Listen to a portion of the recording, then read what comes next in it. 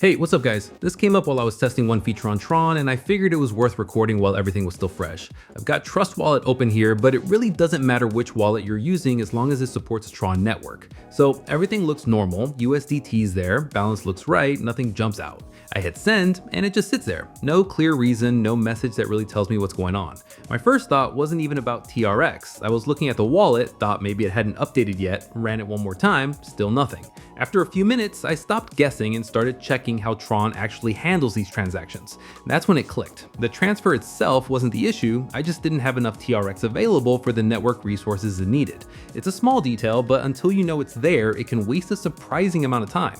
What slowed me down wasn't fixing it, it was trying to figure out which explanation was actually correct. Every guide seemed to start in a different place. Some went straight into staking, others spent 10 minutes talking about energy, a few made it sound way more complicated than it felt once everything finally made sense.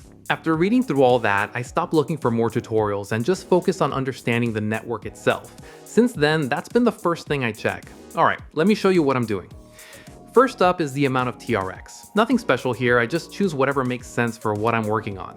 Right below that is duration. That's how long I'll need Tron tokens. For a quick test, I keep it short, but if I'm planning to stay on Tron for a while, I'll extend it a bit. Okay, then I copy my TRX receiving address and paste it here. One moment.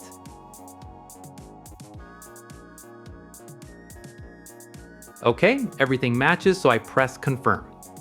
So I've got two ways to continue. I can use Wallet Connect and approve it from inside the wallet automatically or make transaction manually. Either one's fine. I'll stay with the manual flow because it's easier to see every step while I'm recording.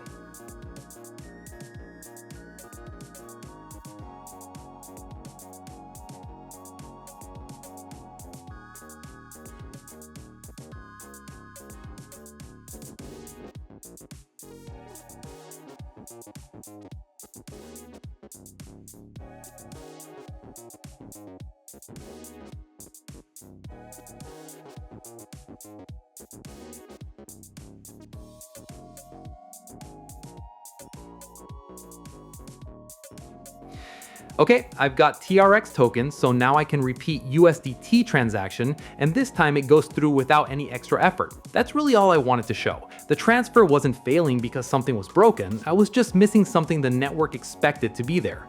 Once that made sense, these situations stopped feeling random. So now whenever something gets stuck on Tron, I already know where I'm going to look before I start changing settings or searching through forums. After you've seen it happen a couple of times, it just becomes part of the normal workflow. Tron handles a huge number of USDT transfers every day, so chances are you'll end up using the network sooner or later if you're active in crypto. And once you understand how its network resources work, a lot of little problems become much easier to figure out. Anyway, that's all I wanted to cover. If you've run into something similar or maybe a completely different Tron issue, drop it in the comments. I'm always interested in seeing how these things show up in real-world use. Thanks for watching.